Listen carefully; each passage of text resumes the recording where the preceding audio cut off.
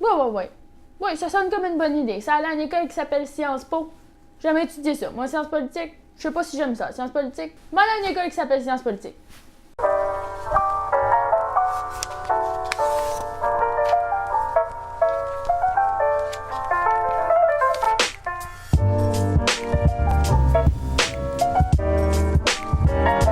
Qu'est-ce que vous en pensez?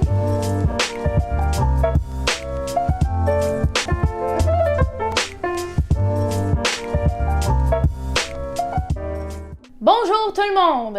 Aujourd'hui, on se retrouve pour une nouvelle vidéo. Et dans cette vidéo-là, je vais parler de l'école en France. Ouais, je suis allée à l'école pendant que j'étais en France. Ça paraît pas. Pour que mes parents pensent qu'ils m'ont envoyé à l'école en France, on va continuer la vidéo. Pour commencer la vidéo, je vais vous parler un petit peu de Sciences Po. Sciences Po, c'est une université française qui a été fondée en 1872 par Émile Boutmy. Tenez-vous bien, c'est lui.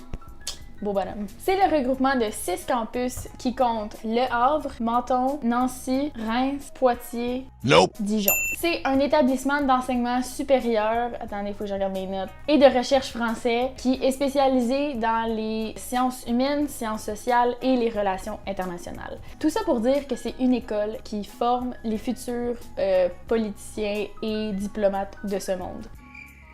Il faut savoir que chaque campus a une spécialisation géographique. Je suis pas certaine de savoir qu'est-ce que ça veut dire exactement, mais j'ai compris que à mon campus à moi, Reims, on est spécialisé dans l'Europe-Amérique et Europe-Afrique. Je dois regarder ma feuille de notes parce que Sciences Po, c'est compliqué! Il n'y a pas juste la structure de l'école qui est compliquée, les cours aussi sont compliqués. Ça fait comme 3 vidéos que je le dis. Moi, il faut savoir que j'étudie en journalisme. Je pense que si vous le savez pas, à partir de maintenant, vous devriez le savoir parce que là, c'est clair. Étant donné que je n'étudie pas la science politique, mon petit cerveau a pas été très intelligent quand il a choisi l'école. Donc je sais pas pourquoi j'ai absolument voulu aller à Reims. Je sais pas trop pourquoi j'ai choisi Sciences Po en tant que telle. J'aurais pu choisir une université un peu moins ouvertement politique. Littéralement, là, le nom de l'école, c'est Sciences Po. Puis il y a moi, au Canada. Ouais, ça sonne comme une bonne idée. Ça allait à une école qui s'appelle Sciences Po. J'ai jamais étudié ça. Moi, sciences politiques, je sais pas si j'aime ça. Sciences politiques, je pense que j'aime pas ça, sciences politiques, mais... Moi, allée à une école qui s'appelle Sciences politiques. L'accueil, je dois dire que ça a été top. Côté administration, ça a été super efficace, puis on a eu beaucoup d'aide de la part de Matthew Baker. Un des plus gros problèmes qu'on a eu en tant qu'élève en échange, c'est le manque de place dans les cours. J'avais planifié tout mon horaire sur mon ordinateur pour que le jour où on doit faire l'inscription, que je sache déjà qu'est-ce que je voulais comme cours. En moins de 5 minutes, il n'y avait plus de place dans aucun des cours que je voulais à la base. Fait que j'ai été pris à prendre 4 cours de trucs de sciences politiques malgré que je voulais pas. Après avoir passé la session ici, je me suis rendu compte que de toute façon, la majorité des cours, ils sont adaptés pour l'étude sciences politiques. Donc, la majorité des cours ont comme une twist politique. Peu importe ce que tu prends, tu vas toujours finir par analyser la politique. Je suis en train de filmer la vidéo, puis quelqu'un m'envoie un message de savoir si t'avais à rate ta session de 0 à 10, combien tu donnes. Honnêtement, ma session académique, je donne un gros 6 sur 10. Pour ma session en tant que telle, à l'échange, à faire des voyages, à bouger partout, je donne un gros 12 sur 10. Nickel, comme ils disent. Petit bémol pour moi. Personnellement, je trouve que même pour la journée d'orientation, ça aurait été quand même le fun d'avoir une présence des gens qui étudient déjà là, parce que si à la base on n'est pas mis avec ces gens-là, on a tendance à tout de suite se faire des amitiés avec les élèves qui sont en échange aussi. Déjà commencer puis d'être mis à part des autres, j'ai trouvé ça un petit peu moche. Pitch and write a new story. J'ai été un peu déçue de ce cours-là. Le cours en tant que tel était très de base, mais encore là, même pour une base, je trouve que c'est une base très faible parce qu'il manquait beaucoup d'informations que ça prend pour au moins savoir comment écrire un article comme il faut. EU-US Diplomatic Relations. Par le titre, on s'entend que c'était un cours très politique. Le cours était donné par un professeur excessivement qualifié dans le domaine. En termes d'expérience, c'était ridicule à quel point il y en a. Donc, c'était super agréable parce que il pouvait non seulement donner la matière, mais aussi comme donner des anecdotes aussi parce qu'il baigne dans ce monde-là. Donc évidemment, ça rajoute énormément au contenu du cours. Ça a été vraiment un cours où j'en ai appris beaucoup, puis je pense que ça m'a quand même aidé dans ma démarche journalistique parce que je veux pas comprendre la politique, c'est un peu comprendre le monde. Allemand, major up. Le cours en tant que tel, super bien structuré, prof super gentil, vraiment drôle. Par contre, les deux écoles ont des systèmes différents. J'étais rendue à German 230 à Concordia, mais ils savaient pas c'était quoi l'équivalent de ça en France. Puis la France, quand je leur disais j'ai fait allemand 230, c'est là que je suis rendue, ils savaient pas non plus c'était quoi l'équivalent. C'est qu'ils m'ont mis une coche au-dessus, puis j'ai struggle toute la session. Mais j'en ai beaucoup appris parce que j'ai rushé toute la session. Je pense que je vais quand même bien m'en sortir. J'ai pas eu mes notes en passant encore, hein. Fait que si je dis que je vais m'en sortir, ben, j'en ai aucune idée. Dilemmas of a Nuclear World. Est-ce qu'on peut prendre une minute de silence pour moi, s'il vous plaît?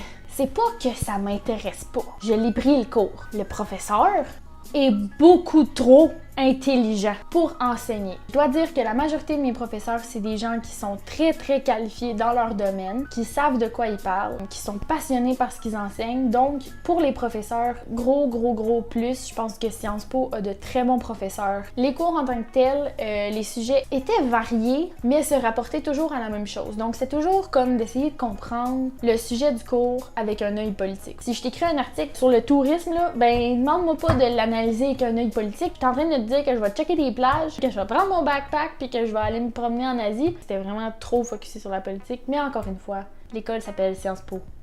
OK? Fait que c'est ma faute. La vie étudiante. Le campus comporte, sur leur site web, ça dit 71 associations étudiantes, beaucoup d'options. Très peu présentées à nous. Les associations étudiantes, en fait, je les ai regardées il y a 2 semaines. J'ai vu qu'il y avait une très grande variété, beaucoup de choix, mais je trouve qu'ils sont pas assez présents tout de suite quand on arrive pour nous avoir. Il me semble que c'est la journée d'intégration qui devrait servir à ça. Parfois, j'ai trouvé que les élèves en échange, on avait l'impression de se sentir un peu comme des animaux dans un zoo qui se font regarder. C'est pas qu'ils font exprès, c'est peut-être parce que nous, on sait pas trop comment les approcher au début, puis il y en a plein d'entre nous aussi qui parlent pas français, donc ça rend la chose un petit peu plus difficile. Sauf qu'en même temps, ils parlent vraiment bien anglais. Je vais pas mettre la faute sur personne, mais j'ai eu l'impression un petit peu personnellement de me faire regarder comme un animal dans un zoo. Les associations étudiantes, ils ont beaucoup de parties d'organiser, puis les parties sont vraiment le fun, donc je vous suggère fortement de participer aux parties, surtout au début, parce que ça peut vous aider aussi à rencontrer des gens d'ici, pas juste des élèves en échange. L'autre chose à savoir, c'est qu'en France, le système de notes est pas le même qu'au Canada. Le système de notes est toujours sur 20, mais des fois, ta note veut dire un différent pourcentage selon le cours, selon... Je suis encore en train de figure out comment leur système de notes fonctionne parce que je suis sur le point de recevoir mes notes, puis je sais pas comment ça fonctionne. Par exemple, mon cours d'allemand, à un moment donné, j'ai eu une note sur 16 qui est ensuite transférée à une note sur 20. Donc ça dépend toujours du professeur, ça dépend toujours du cours, donc moi je vous suggère fortement d'aller voir, d'aller valider avec le professeur. Puis aussi, peut-être en arrivant, de demander à l'administration de faire une petite charte de l'équivalence de chaque note. Tout ce que je sais, c'est que ça prend 10 pour passer. Je m'ennuie de Concordia pour la simple et bonne raison que j'adore le programme dans lequel j'étudie. Puis si Sciences Po m'a apporté au moins une chose, c'est de réaliser à quel point je suis gâtée d'être dans le programme que je suis. Quand t'es dans ce que t'aimes, tu le sais. Puis là, j'ai baigné dans quelque chose que j'aime pas nécessairement. Fait que ça me fait apprécier mon programme à Montréal encore plus. C'est pas pour dire que Sciences Po, c'est pas une bonne école. C'est vraiment pas le cas. L'école en France, c'est vraiment très bon. Les professeurs sont qualifiés. Les associations étudiantes sont à pu finir. L'administration super aimable, vraiment à l'écoute des élèves. Je peux pas dire que j'ai pas aimé ça. Je peux juste dire que c'est différent. Pas de beaucoup, mais les petites choses font quand même la différence. Sur ce, je vais vous laisser. J'espère que vous avez apprécié la vidéo. Si vous avez des questions, si vous-même vous vous en allez en France à la prochaine session ou dans un an, ou peu importe, puis que vous avez des questions, gênez-vous pas de m'écrire et je vais vous aider dans votre expérience d'échange étudiant. À plus!